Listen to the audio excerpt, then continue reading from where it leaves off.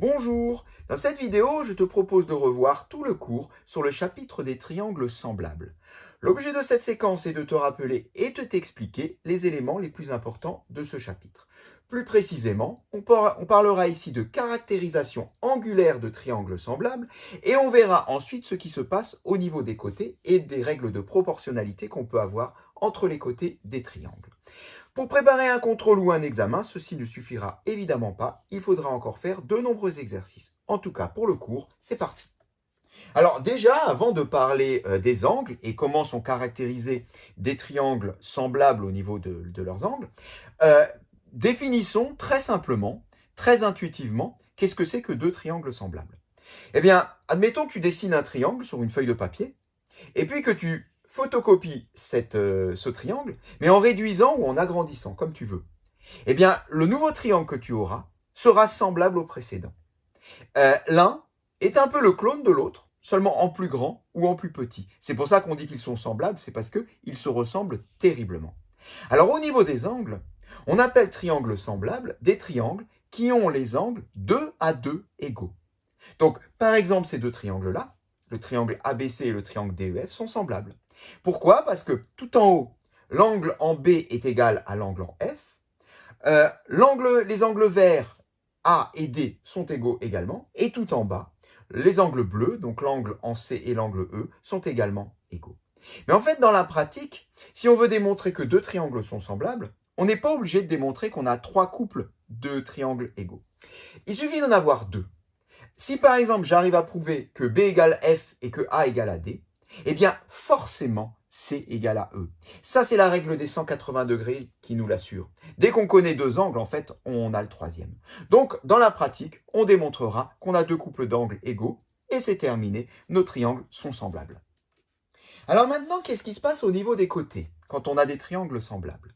Eh bien, il se trouve que dire que des triangles semblables, ça revient à dire que les longueurs des côtés de l'un sont proportionnelles aux longueurs des côtés de l'autre. Il y a proportionnalité entre les côtés. On pouvait s'en douter quand même, puisqu'on a parlé au départ de photocopie, en agrandissant ou en réduisant. Eh bien, du coup, même, le coefficient de proportionnalité, c'est en fait le coefficient d'agrandissement ou le coefficient de réduction.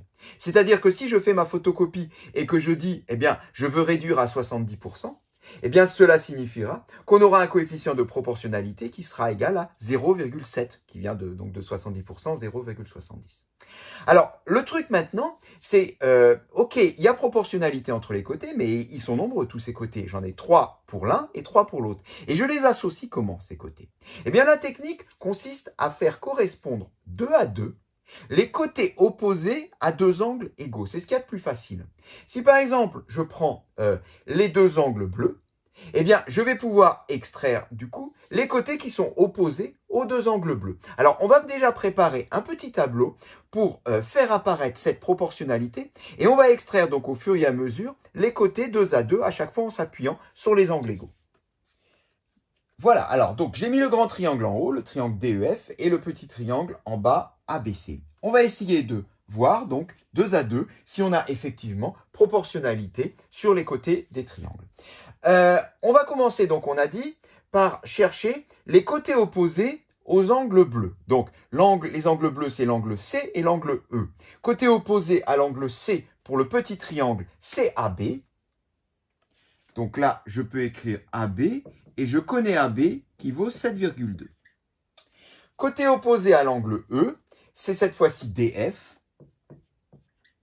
qui vaut 10,8. On continue avec les angles marqués en vert. Alors sur le petit, l'angle A, côté opposé, c'est BC qui vaut 8,2. Sur le grand, donc angle opposé à D, c'est EF qui vaut 12,3. Et on finit par les angles rouges. Sur le petit, c'est l'angle B. Son opposé, c'est le côté AC qui vaut 8,8. Et sur le grand, le côté opposé à l'angle F, c'est ED qui vaut 13,2. Alors, a-t-on proportionnalité? Pour cela, on va calculer les quotients successifs. On va commencer par calculer 10,8 sur 7,2. puis 12,3 sur 8,2, et enfin 13,2 sur 8,8. On va maintenant calculer ces trois rapports. On commence par faire 10,8 divisé par 7,2 et on trouve 1,5. Alors je vais le mettre devant, 1,5. On poursuit en divisant 12,3 par 8,2 et on trouve 1,5 également. Donc c'est égal. Et on finit en faisant 13,2 divisé par 8,8 et c'est magique, on trouve 1,5. Eh bien, on a effectivement proportionnalité, donc avec un coefficient de proportionnalité. Alors ça, c'est un coefficient montant, 1,5. On pourrait calculer le coefficient contraire en faisant les rapports inverses, donc 8,8 sur 13,2 par exemple. Voilà donc pour les côtés de deux triangles semblables et cette séquence est terminée.